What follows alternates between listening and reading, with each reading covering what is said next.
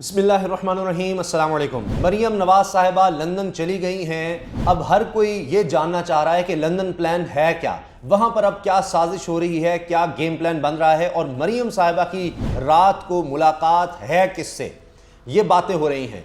मैं आपको बताऊंगा कि मरीम साहिबा की मुलाकात किससे है और क्या चार अहम चीज़ें हैं जो डिस्कस होनी है, चार अहम तरीन चीज़ें जिसमें मरीम नवाज साहिबा खुद शामिल होना चाहती थी।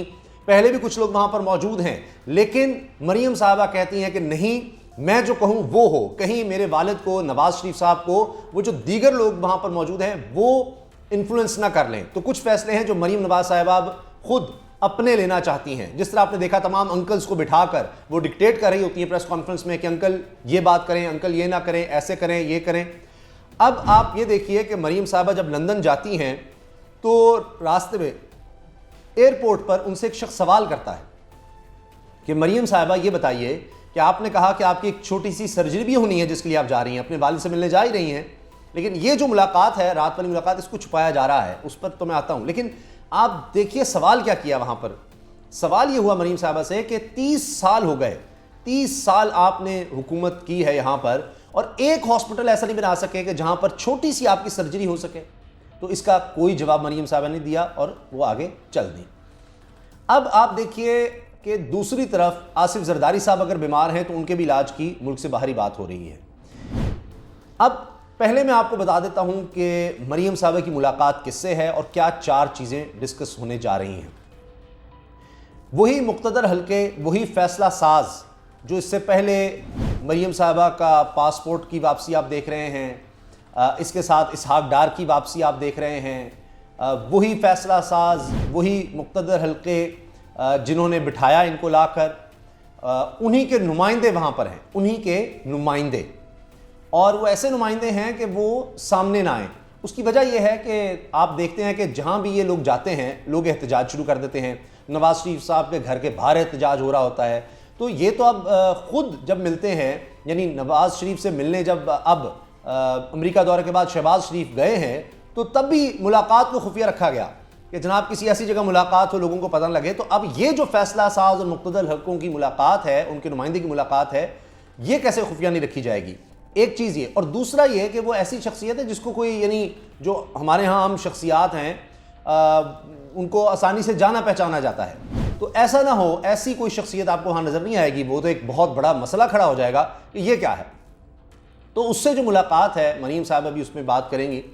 अब एक तो नवंबर की तैनाती है, उसमें मरीम साहिबा एक साहब का जिक्र कर चुकी हैं और उनकी तारीफ़ कर चुकी हैं, और दूसरी तरफ एक साहब के हवाले से वो बहुत नेगेटिव कमेंट्स, मनफी बात कर चुकी हैं। तो अब आप सोच लीजिए उनकी सोच क्या है, इसी पर बात हो रही है।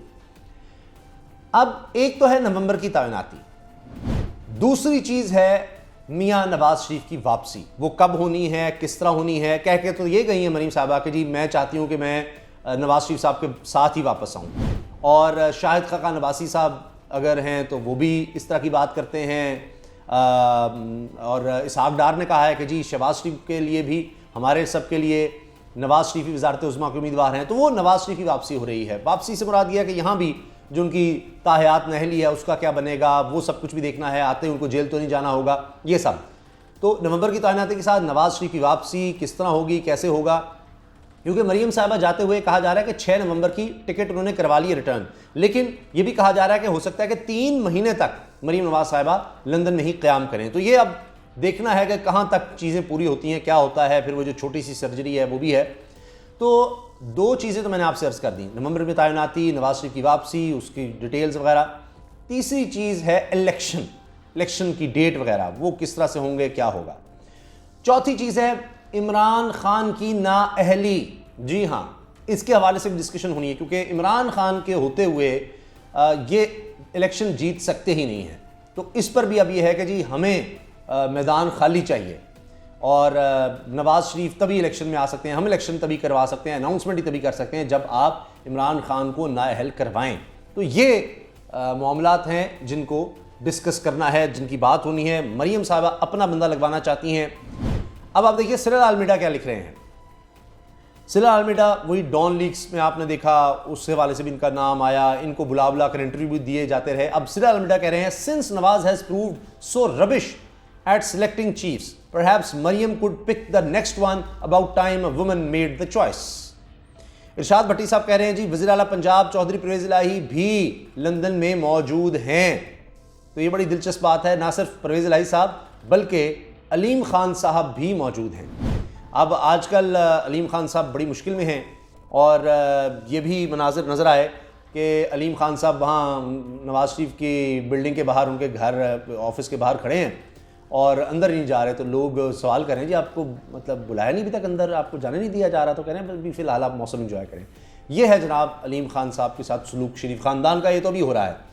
तो मसला यही है ना कि क्या करें, अब हालात ऐसे हैं कि इमरान खान इतने ताकतवर हो चुके हैं, ये मिलकर ही कुछ बचत हो सकती है तो होगी।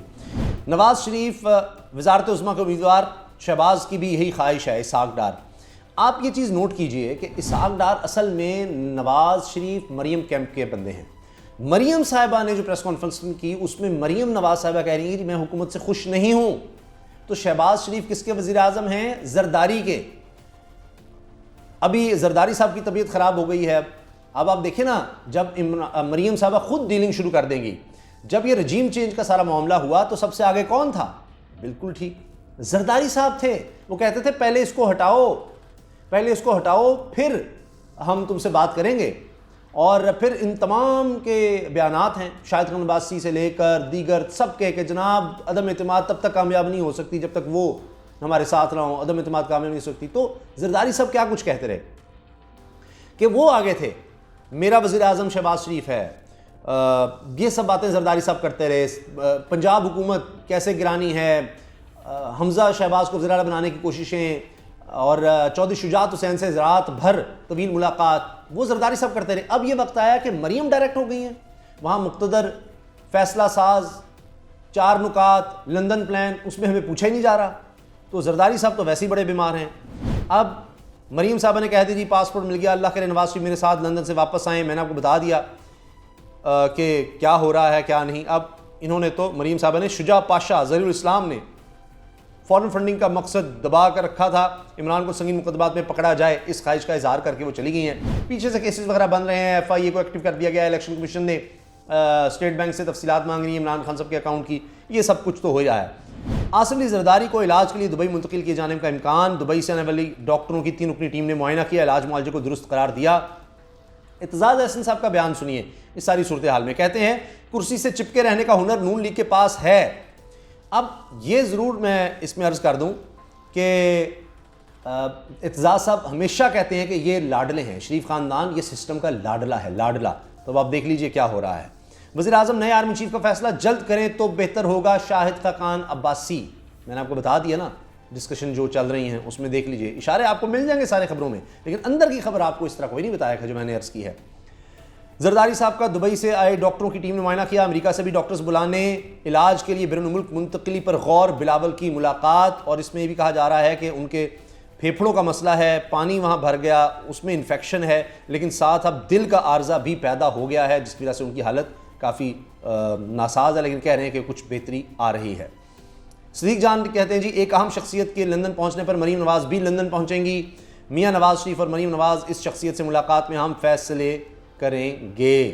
तो जिसका मैंने आपको जिक्र कर दिया, मेरी फ़ोन पर भी एक इस्लामाबाद में मौजूद अहम शख्सियत से बात हुई है और उसके बाद ही बहुत सोच समझकर मैंने आपको ये डिटेल्स दी हैं। अपनी राय का इज़हार ज़रूर कीजिएगा। क्या आने वाले दिनों में आप समझ रहे हैं कि ये जो लंदन प्लान, लंदन साजिश है, ये कामयाब हो सकेगी? जो मुल्क के फ़ैसले हैं वो बाहर आखिर कब तक होते रहेंगे? रजीम चेंज के फ़ैसले हैं वो लंदन और मुल्क से बाहर बने मुल्क कब तक होते रहेंगे? और जब तक ये होता रहेगा क्या हमारा मुल्क आगे बढ़ सकेगा? अपनी राय का इज़हार ज़रूर कीजिएगा। अल्लाह हाफ़िज़।